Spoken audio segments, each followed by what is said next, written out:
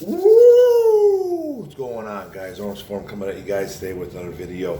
In today's video, man, it's a fun video. It's the week 2 Washington Commanders at Detroit Lions. This is the aftermath.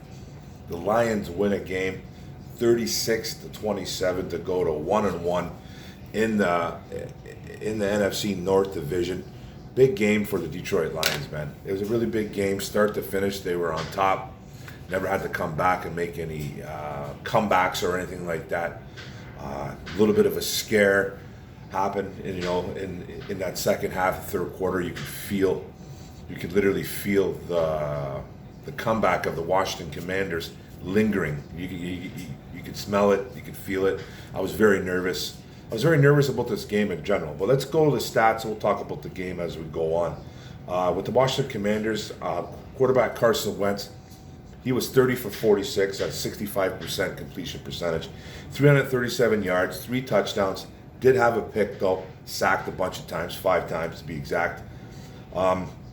They struggled in the first half, and we'll talk about that as we go on too. But he ended up having a pretty decent game overall. And then our quarterback for the Detroit Lions, Jared Goff, man, was 20 for 34 at a 58% completion percentage, 256 yards, 4 touchdowns, no picks. He had a very good game. Nothing wrong with Jared Goff's game today. Got nothing really negative to say. He did miss a few passes. That's going to happen in the NFL. Got lucky that a couple weren't picked, but this is a game of inches. I got nothing bad to say about Jared Goff's game overall. He left a couple points on the bench. I mean on the field, obviously, but I think overall the whole offense did. A couple drops again from his wide receivers, and we'll get into that too. But overall, it was a really good football game for Jared Goff, man.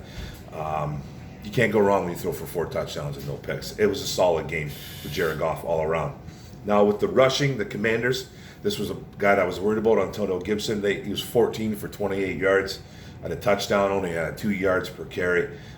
They held him in check pretty much all game. He had that short touchdown run, but that's going to happen. But they held him in check. Carson Wentz was two carries for 23 yards and 11 yards per carry. He just was scrambling. And Curtis Samuel had 1 carry for 21 yards. They held the Washington Commanders under 100 yards, 88 yards to be exact, rushing as an overall team. So the Lions defense did their job. In the Lions, Amon-Ra St. Brown led the pack with two rushes for 68 yards. One of those rushes was for like 50-something yards on a really big third down play that the Lions were kind of, their offense was stalling out a bit, and he came through in the clutch. 34 yards per carry, but 1 on that one long run. Then Swift, 5 yards for 56 yards at 11.2 yards per carry. He was banged up. That's why he didn't get a lot of carries. Jamal Williams led the team with 12 carries at 53 yards at 4.4 yards per carry. So not bad by Williams. Did his job. And he's one of the better blocking backs in the NFL too. And then Reynolds got in the mix too, like I thought he would. He had 3 carries for 16 yards out of 5.3 yards per clip. So overall, they rushed for 191 yards on the ground. Did their job again 2 weeks in a row, running the football very well. Swift, you could tell, was banged up. He did have that long run of 50, but I think he would have been healthy. I think he might have been gone. But you can tell that ankle's bothering him. You can tell by just getting 5 carries overall that they were kind of nursing him a little bit too. So and then the receiving, the Washington Commanders, Curtis Samuel had 7 catches for 78 yards and a touchdown on 9 targets. Terry McLaurin, 4 catches for 75 on 8 targets. Jahan Dotson, the rookie out of Penn State, had 4 catches, 59 yards, and a touchdown on 5 targets. J.D. McKissick, 7 catches for 54 yards, the guy I talked about that's really good out of the backfield catching the ball. And then Logan Thomas had 3 catches for 37 yards and 1 touchdown on 5 targets. So a lot of the guys that I was kind of worried about, obviously I was worried about Samuel, McLaurin, Dotson, and Logan. They all did something, Curtis Samuel had a really nice day. Especially with the touchdown. Jahan Dotson had that late touchdown too as well. McLaurin, Okudah was on him for most of the game, it seemed like. And Okudah kept him in check for the most part. But he ended up breaking out a little bit with 75 yards, and he's a very good wide receiver. But all in all, the Lions did pretty good against those wide receivers. The guys that I thought were going to do damage, though, did damage. Now the Detroit Lions receiving core, Amon-Ra St. Brown, again, 9 catches, 116 yards, 2 touchdowns on 12 targets. This kid, is turning into a superstar before our eyes, man. I was having this conversation with my buddy Greg Farmer and my friend Ilya from my old work, and we were talking about, they were saying that this guy's a legit superstar 2 weeks ago, and I was like, let's just hold up. I don't want to call him that just yet. I don't want to jinx it. I can't do it no more, man. Amon-Ra St. Brown is legit. He is a superstar in the making. Right now, he's a star, but he's special. I've never seen a kid that gets open so easy, so poised, so smart, and so mature for his age as an NFL player. The kid he's the real deal.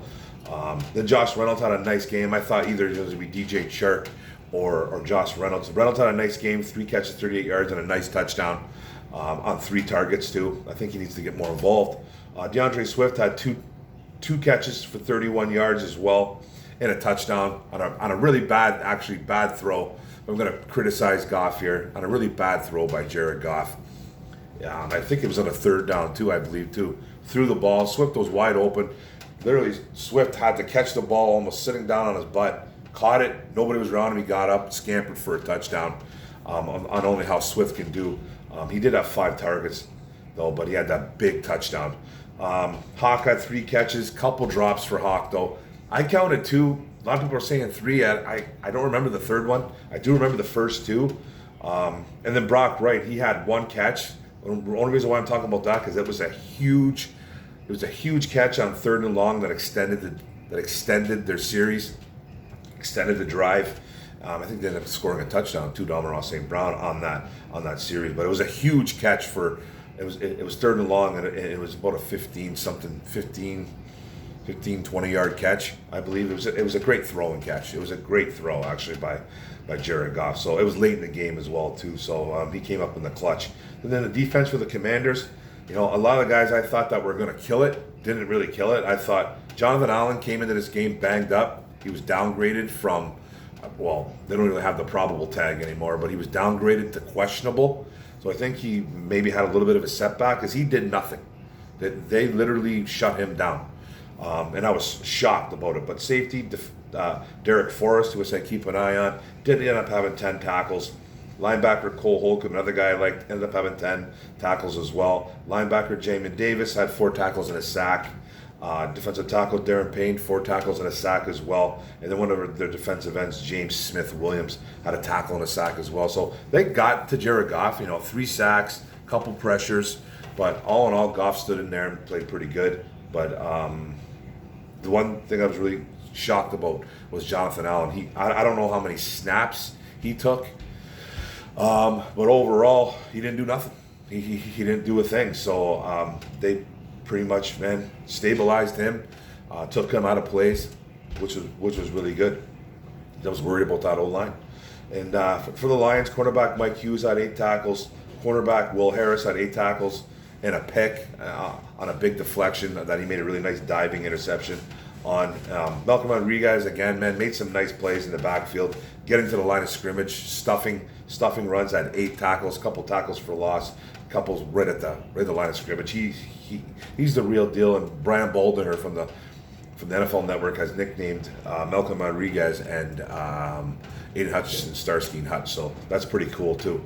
And then cornerback Jeff Okudah had 5 tackles. And then defensive end Charles Harris had 2 tackles, 1 forced fumble, a sack, and a safety on a really big sacking Carson Wentz in the end zone, getting the safety. Boom. It was really nice. They almost scored a touchdown on that. They just missed jumping on the ball. Hutchinson was right there. And then there was another defensive lineman. I don't know who it was. It might have been Lee McNeil. Not even 100% sure who it was. Oh, but don't forget, too. I completely forgot, man. Aiden Hutchinson. Oh my goodness. 6 tackles, 3 sacks, 8 pressures. Probably led the team in pressures. Had a phenomenal game. Ended up getting hurt, I think he did that stupid Michael Jackson kick. And it looked like he hurt himself on that play. I don't think they're going to admit it, I don't think they're going to min it, but right after he did that kick, it looked like he was limping around. Maybe he got hurt on the play before or that play or the play after, but it was very close too. And he made that kick. That they played Billie Jean when he gets a sack, getting 3 of them. And hopefully that's not how he hurt himself. But it looked like it was a thigh bruise from what I'm reading and hearing and, getting all the information that I can get about it. It doesn't seem like it's that big of a deal. I don't think they would have put him in there if it would have been a tear, obviously, or some type of ligament damage or anything like that. I'm pretty sure it was just a deep thigh bruise. So they just need to keep an eye on it because he was playing on one leg in the second half. He was playing on one leg and he could barely run. He could barely run off the field. He was walking funny. So, but hey, he's not a bust. I guess he's not a bust, eh? 3 sacks, 6 tackles, pressures through the roof. Come on, man. We're not going to see this game every day, every week with him 3 sacks. But it's gonna be an up and down year for this kid because he's a rookie. But he is the real deal. If you don't think he is, get out of town. And then the guy that stood out to me too who might not get a lot of love was defensive tackle Isaiah Buggs. Man, I thought he had a really nice game. Made a couple nice stops in the run game. He might have even batted down a ball again. But he made some key stops, I thought. And then Julian Okwara, who I was kind of confused on why he even dressed over Austin Bryant, had a couple of pressures, couple tackles. So he wasn't, he wasn't a complete loss. But I still don't get that move. I don't know what they're really trying to do there, but Okwara did at least have some pressures. He almost had a couple sacks, man. Just got to finish, man. You got to finish. The special teams were really nice for the Lions, too. Raymond was on point. He had a really beautiful kick return, around 52 yards. That really set him up for more points. And then Seibert nailed 2 field goals, one long of 48. So he's on point, too. Now, let's talk about the Lions, though. I kind of was getting into it. Jared Goff. Let's start with the O-line. Congratulations on that O-line, man. And I'm not being sarcastic here. I was very nervous about what was going to happen in this football game because of that interior problem that we were having in the middle with the 2 guards, with the center. Evan Brown played well. Dan Skipper played phenomenal, except that one series, except the opening series where he kind of let Jamin Davis come in on that thing. He got confused on the delayed blitz. That's going to happen. Dan Skipper hasn't played guard, man, since his Arkansas days. Has never taken a snap as a guard in the NFL. And kudos to him. Dan Campbell put him out there on the podium too. First guy out there on the podium, which I think is awesome by Dan Campbell. It just shows how much respect he has for his players and how much he understands the situation. Dan Campbell, you said a lot of things about Dan Campbell, but he's a guy that understands the situation. And he put out a guy that's been cut like 6 times in his NFL career. And he's got his first start, and he played very well. He wasn't perfect, but he played very well. Stenberg played well. Evan Brown played well. They were attacking the middle of the Lions offense.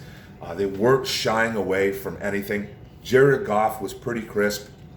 Couple bad throws, couple errant throws. That's okay. Got away with a couple things, but ended up with 4 touchdowns, no interceptions. Can't ask for a better game. The completion percentage could have been a little bit higher, but I'm not even mad at that. There was still a couple too many drops. I think Chark dropped at least 1 or 2. Hawk dropped 2 for sure.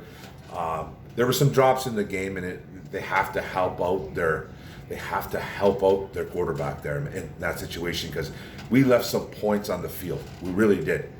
As an offense as a whole. Not just Jared Goff, not just the running backs, wide receivers. We left some points out there. And we're probably the highest scoring offense. Next, us and the Chiefs are right there with the most touchdowns, lots of yards. So we have a really, it's starting to look like an explosive offense. And people are really going to need to be keeping an eye on guys like Amon-Ra St. Brown and how they handle this situation because he's turning into a legit star. Chark's got some ability. Swift is a star. I think he just needs to stay healthy. And if Hawk can get, he can pull his head out of his ass a little bit. Hutchinson, man, we have a really good football team in the making. And you got guys like secondary, third complementary guys like Josh Reynolds, to really turn this team up. And then when Jameson Williams enters the fray, the potential is unlimited. I don't want to get too crazy about it, man. But if they have such a high explosive offense now, what are they going to do with guys like that when Jameson comes? It's just going to get better. It can't get any worse. So, and we'll see when he comes back too. He's already running, doing cuts. He's not at 100%, but he's making cuts. He's putting out videos. So that's big time right there. Lions offense on point. Can't say nothing bad about it right now. Now let's talk about the Lions defense. Lions defense showed up for this game. They did. The Commanders didn't get a first down, I believe, until either late in the second or in the third quarter.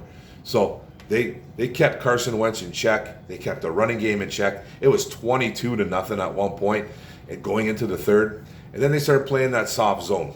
Detroit, Aaron Glenn, they were up a little bit. You can do that, man. When you're up a little bit. I thought they did it maybe a little too early.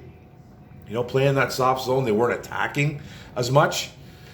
That's a learning thing, though. This is the NFL. Teams can bounce back like that.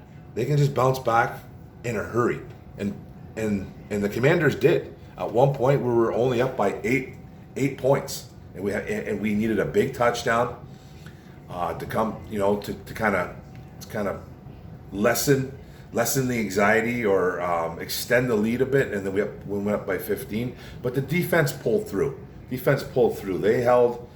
held them under 100 yards rushing as a team, which was awesome. Guys like Samuel, McLaurin, Jahan Dotson, Thomas, they all did their damage.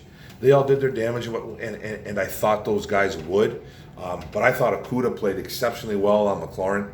He had him blanked for almost half the game, it felt like. And then he started cramping up. Okudah, pickle juice, bro. Oranges, saltine crackers. Figure it out, man. That's 2 games in a row for Okudah. So he's got to figure out those. He's got to figure out those cramping issues. What's he not drinking enough water? Let's go, man. He's got to get those things, because once he came out, the team you can kind of see the team was kind of like, oh no, Okudah's out, man. You could tell he's a big part of this defense.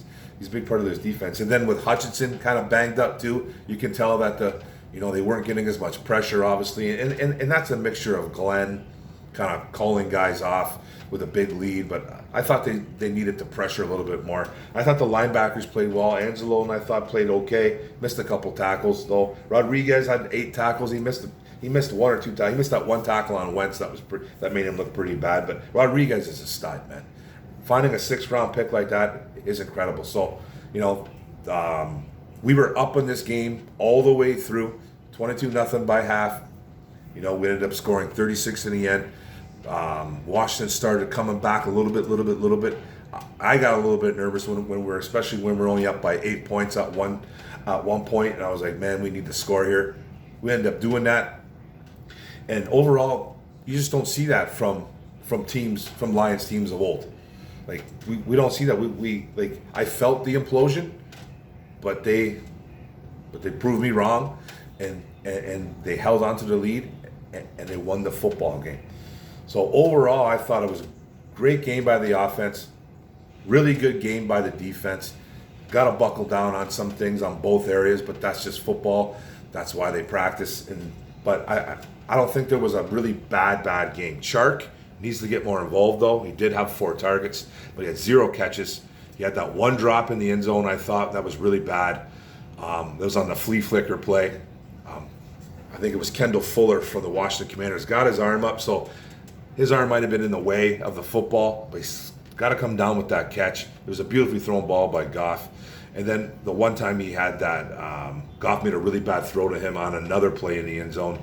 Goff threw it high and to his right. If he would have thrown it low into the middle, it probably would have been a touchdown.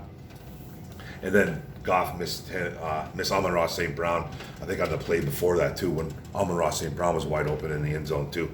So, but all in all, a great game by Goff in the offense. I thought it was really well game plan, good execution by them.